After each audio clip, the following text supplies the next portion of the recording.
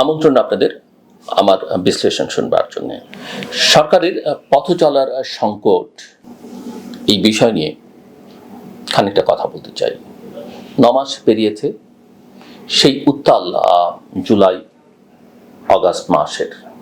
দেশের রাস্তায় যখন ছাত্র জনতা, পেশাজীবী, কর্মজীবী মানুষ এক কণ্ঠে ফুঁসে উঠেছিল একটি ফ্যাসিবাদী শাসনের বিরুদ্ধে, তখন বাংলাদেশের আকাশে এক নতুন সূর্যোদয়ের আশ্বাস ধ্বনিত হয়েছিল। মনে হয়েছিল এবার হয়তো সত্যিই কিছু বদলাবে। কিন্তু 9 মাস পর দাঁড়িয়ে সেই প্রত্যাশার পাল্লা ভারী হচ্ছে না, বরং জনমনে প্রশ্ন জেগেছে, আসলে আমরা কোথায় যাচ্ছি? অন্তর্বর্তীকালীন এই সরকারের হাতে এসে পড়েছিল পরিবর্তনের এক ঐতিহাসিক সুযোগ। রাষ্ট্র ও সমাজ কাঠামোর ভিত নড়ে উঠেছিল তখন। ঠিক সেই মুহূর্তে দরকার ছিল একটি স্পষ্ট, সাহসী এবং কার্যকর রূপান্তরের নকশা। কিন্তু বাস্তবে দেখা যাচ্ছে পরিবর্তনের এই অভিযাত্রা আজ দিশাহীন, জর্জরিত ম্যান্ডেটের বিভ্রান্তি এবং সংস্কারের আলস্য। এই সরকার যখন দায়িত্ব নেয় তখন দেশের রাজনৈতিক ও নৈতিক সংকট এমন এক পর্যায়ে পৌঁছেছিল যে জনতার মধ্যে হতাশা ছাপিয়ে গেছিল রাগে। একদিকে ছিল নির্বিচার দমনপীড়ন, পক্ষপাত দুষ্ট প্রশাসন, আর্থিক দুর্নীতি ও বিচারহীনতার সংস্কৃতি। অন্যদিকে ছিল তরুণদের কর্মহীনতা, মধ্যবিত্তের ক্রমবর্ধমান দারিদ্র্য এবং জনসাধারণের বেঁচে থাকার ন্যূনতম নিশ্চয়তার অভাব। এইসব হতাশার উপর ভর করেই জন্ম নেয় নতুন ম্যান্ডেটের ধারণা, যেখানে গণতন্ত্র, জবাবদিহিতা এবং ন্যায় বিচার হবে মূল ভিত্তি। কিন্তু আজ মনে হয় সেই ম্যান্ডেটের সংজ্ঞা যেন কেউ আর ঠিক মতো জানে না। কেউ বলছে এই সরকার শুধু নির্বাচনের জন্য এসেছে, কেউ বলছে এই সরকার সংস্কারের দায়িত্বে, আবার কেউ বলছে এর সবই কেবল ট্রানজিশনাল ম্যানেজমেন্ট। অথচ ম্যান্ডেট তো ছিল জনতার, সেটা কে কিভাবে নিয়ন্ত্রণ করছে এই প্রশ্নটা এখন বড় হয়ে উঠছে।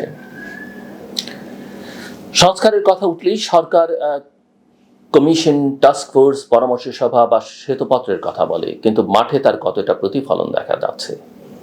প্রশাসন ব্যবস্থায়, বিশেষ করে পুলিশ এবং জেলা প্রশাসনে সেই আগের চাপল্য, পক্ষপাত ও রাজনৈতিক নিযুক্তি আজও বিদ্যমান। এমনকি বিচার ব্যবস্থার ভেতরও সংশয়, গড়িমসি, রাজনৈতিক সুবিধাবাদ ও অনির্ধারিত দীর্ঘসূত্রতার অভিযোগ উঠছে। রাজনৈতিক সংস্কারের দিকেও সরকার এখনো দৃঢ়তা দেখাতে পারেনি। প্রধানমন্ত্রী ও সংসদের ক্ষমতা কাঠামোতে ভারসাম্য আনার আলোচনা থাকলেও বাস্তবে সংসদ নেই।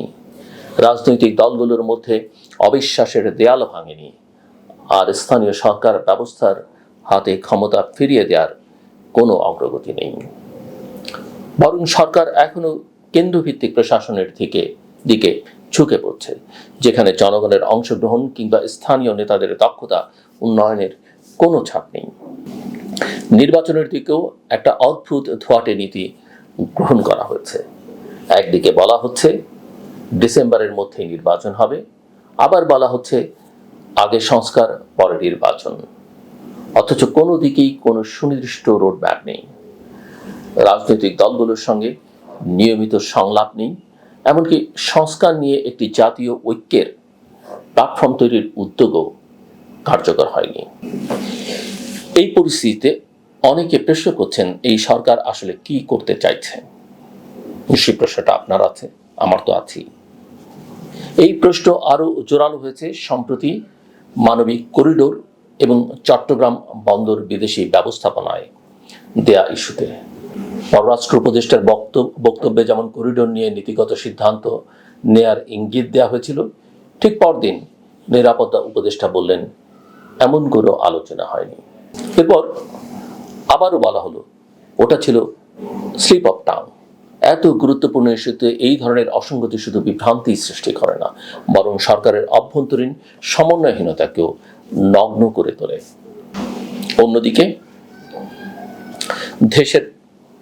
অন্যদিকে দেশের ভেতরের অবস্থা শুধু উদ্বেগজনকই নয়, অনেক ক্ষেত্রেই ভয়াবহ। IMF এর শর্তে ডলার বাজার ছেড়ে দেওয়ার ফলে টাকার দাম কমছে, মূল্যস্ফীতি বাড়ছে, রাজস্ব আয় কমছে, বিনিয়োগ প্রায় স্তব্ধ, একের পর এক শিল্প প্রতিষ্ঠান বন্ধ হচ্ছে, চাকরি হারাচ্ছে হাজারো মানুষ। এই বাস্তবতায় সরকারের অর্জন যদি জনমানুষের জীবনে পরিবর্তন আনতে না পারে, তাহলে সেটা কেবল আর্থিক পরিসংখ্যানই থেকে যায়, বাস্তবতায় নয়। তরুণ সমাজ, যারা এই পরিবর্তনের প্রধান চালিকা শক্তি ছিল, আজ হতাশ। তারা চায় কাজ, নিরাপত্তা এবং ভবিষ্যতের নিশ্চয়তা। কিন্তু সে নিশ্চয়তা কোথায়? শিক্ষিত তরুণরা একটি পক্ষপাতহীন প্রশাসন, কর্মসংস্থানের সুযোগ, মানসম্মত শিক্ষা ব্যবস্থা চেয়েছিল, কিন্তু তারা এখনো সেই পুরনো সমস্যাগুলোর সঙ্গেই লড়াই করছে। অস্বচ্ছ নিয়োগ ব্যবস্থা, দুর্নীতি, শিক্ষা প্রতিষ্ঠানগুলোতে রাজনৈতিক নিয়ন্ত্রণ আর উপযুক্ত কর্মক্ষেত্রের অভাব। নারীরাও এই পরিবর্তনের সঙ্গী ছিল, কিন্তু নারীর কর্মসংস্থান, নিরাপত্তা, স্বাস্থ্যসেবা, এমনকি প্রতিনিধিত্ব সবই এখন অনুত্তর প্রশ্নে পরিণত হয়েছে।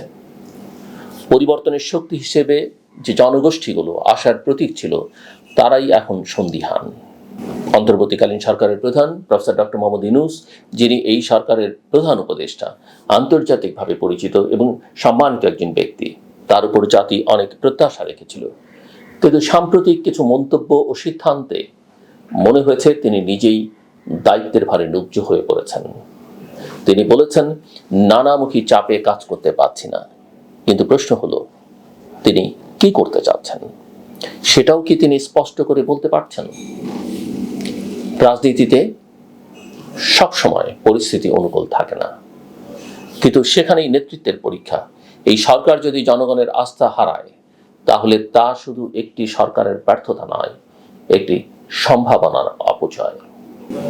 বাংলাদেশের ইতিহাসে বহুবার আমরা সম্ভাবনার দ্বার প্রান্তে পৌঁছে আবার ফিরে গেছি।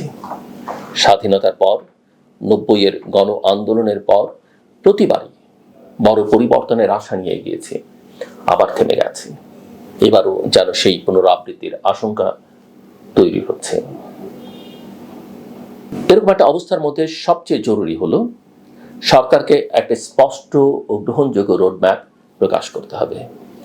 এই রোডম্যাপে থাকতে হবে সংবিধান সম্মত নিরপেক্ষ নির্বাচনের সময়সীমা, প্রশাসনিক ও রাজনৈতিক সংস্কারের ধাপ ভিত্তিক পরিকল্পনা এবং রাজনৈতিক দলগুলোর সঙ্গে নিয়মিত সংলাপ। শুধু কথার পর কথা নয়, প্রয়োজন বিশ্বাসযোগ্য বাস্তব অগ্রগতি। একটি অন্তর্বর্তী সরকারের একার পক্ষে সবকিছু বদলে ফেলা সম্ভব নয়, এটা ঠিক। কিন্তু সেই বদলের সূচনা, দিক নির্দেশনা ও পরিবেশ সৃষ্টি করবার দায়িত্ব তাদের হাতেই ছিল। এখনো সময় আছে, জনগণ এখনো তাকিয়ে আছে, অপেক্ষায় আছে এই সরকার সেই সাহস দেখাবে কিনা। কারণ মানুষ আর ভুল করতে চায় না। তারা জানে পরিবর্তন রাতারাতি আসে না, কিন্তু তারা দেখতে চায় পরিবর্তনের পথে কেউ হাঁটছে কিনা।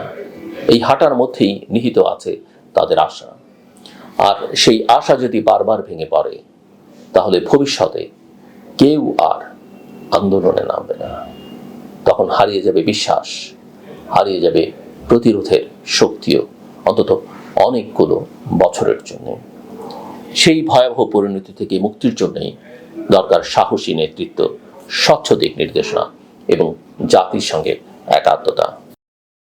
অন্যথায় ইতিহাস আবারও আমাদের ক্ষমা করবে না, একেবারেই ক্ষমা করবে না। শেষ করবার আগে বলি, সবার জন্য পরামর্শ, আমি নিজেও মেনে চলবার চেষ্টা করি, ডোন্ট গিভ আপ। কখনো হতাশ হবেন না। যা আপনি করতে চান, যে স্বপ্ন আপনি দেখেন, সেটা ব্যক্তিগত সম্পর্কের ক্ষেত্রে হোক, সেটা ক্যারিয়ারের ক্ষেত্রে হোক, লেখাপড়ার ক্ষেত্রে হোক, যে কোনো ক্ষেত্রে, ডোন্ট গিভ আপ, ছেড়ে দেবেন না, শেষ পর্যন্ত লড়াই করবেন। আর যদি না হয়, লক্ষ্যে আপনি না পৌঁছান, আপনার স্বপ্ন যদি পূরণ না হয়, ভাববেন এর মধ্যে কোনো মঙ্গল নিহিত আছে। এর উল্টো দিকে আরেকটা পরামর্শ আমি সবাইকে দিই। আমি আগে বলেছি যে পরামর্শ দেয়া, অ্যাডভাইস দেওয়ার প্রবণতাটা আমাদের ত্যাগ করা উচিত। কিন্তু আপনি আপনার সন্তানকে, ঘনিষ্ঠ জনকে কথার প্রসঙ্গে বলতে পারেন, অথবা আপনি নিজেও মেনে চলতে পারেন। কোনো কিছুকে জীবনে অপরিহার্য ভাববেন না। কখনো ভাববেন না যে এটা আমার জীবনে না হলে আমার সব শেষ। কোনো কিছু আপনি চাইছেন, হচ্ছে না, হয়তো তার মধ্যেই আপনার মঙ্গল নিহিত আছে। সো কোনো সম্পর্ক, আপনি প্রেম করেন, আপনার ব্যক্তিগত পারিবারিক সম্পর্ক, সামাজিক সম্পর্ক, বন্ধুত্ব, আপনার কোনো কাজ, কোনো পেশা, কোনো ব্যবসা, কোনো কিছুই জীবন আপনি চাইতে পারেন, চেষ্টা করতে পারেন, কিন্তু সেটাই আপনার, এটা যেন নেশার মতো না হয় যে কোনো সম্পর্ক, কোনো কিছু। সো একেবারে আটকেও থাকবেন না, আবার একেবারে ছেড়েও দেবেন না, শেষ চেষ্টা পর্যন্ত করবেন। That's it. আমার কথা শুনবার জন্য আপনাদের অসংখ্য ধন্যবাদ। আপনাদের সবার জন্য শুভকামনা। ভালো থাকবেন সবাই।